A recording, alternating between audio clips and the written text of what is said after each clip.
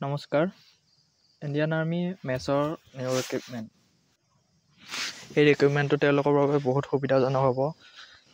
যিবিলাকৰ নেকি ইণ্ডিয়ান আৰ্মিত যাবলৈকে বহুত মন আছিল, কিন্তু তেওঁলোকৰ অলপ কাৰণত অগ্নিবীৰৰ কাৰণে এজটো কমাই দিলে। তো ইয়াতে এই ভেকেঞ্চিটো পাৰ্মানেণ্ট হয় আৰু এজৰ বয়সৰ সময়তো বহুত বঢ়াই দিয়া গৈছে। তো কেতিয়াৰ পৰা আৰম্ভ হ'ব, কিমান ভেকেঞ্চি আহিব, এডুকেশ্যন কোৱালিফিকেশ্যন, চিলেবাছ, তো সকলোবোৰ জানিবলৈ ভিডিঅ'টো শেষলৈকে চাই থাকক। আৰ্মি মেছ ৰিক্ৰুইটমেণ্ট। মেছ মানে কি? মানে military engineering service.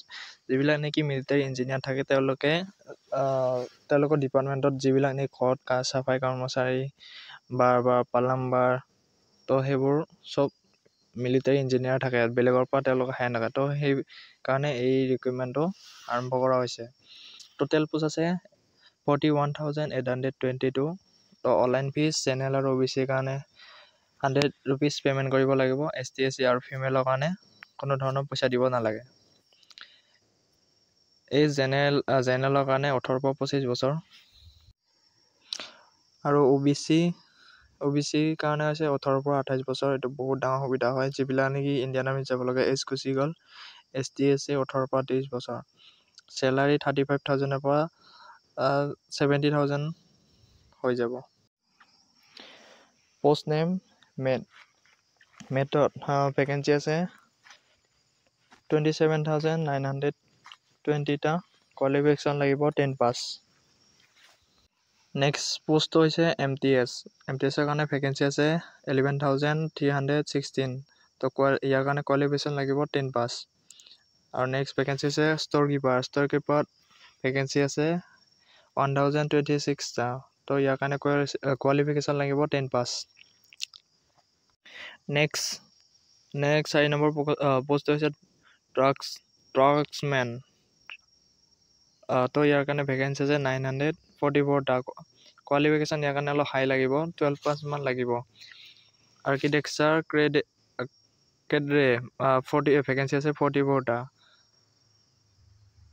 বাৰেক and store অফিচাৰৰ কাৰণে ভেকেঞ্চি আছে 126টা। নেক্সট লাষ্ট ভেকেঞ্চি আছে ছুপাৰভাইজাৰৰ কাৰণে ভেকেঞ্চি আছে 534টা। ইয়াৰ কাৰণে অলপ কোৱালিফিকেশ্যনটো হাই লাগিব, 12 পাছ বা গ্ৰেজুৱেশ্যন লাগিব। চিলেকশ্যন প্ৰচেছটো কি হ'ব?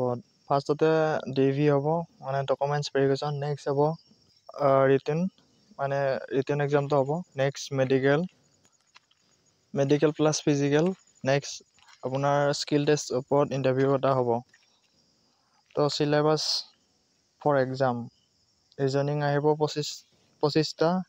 এটা কুৱেশ্যন 1 নম্বৰকৈ থাকিব। ইংলিছ আৰু GK মিলাই 25টা থাকিব আৰু মেথছ 25 আৰু স্পেচিয়েলাইজ ইয়াৰ কাৰণে 50 মাৰ্ক থাকিব। টোটেল মাৰ্ক থাকিব 125 মাৰ্কছ আৰু ইয়াৰ কাৰণে টাইম দিব 2 ঘণ্টা।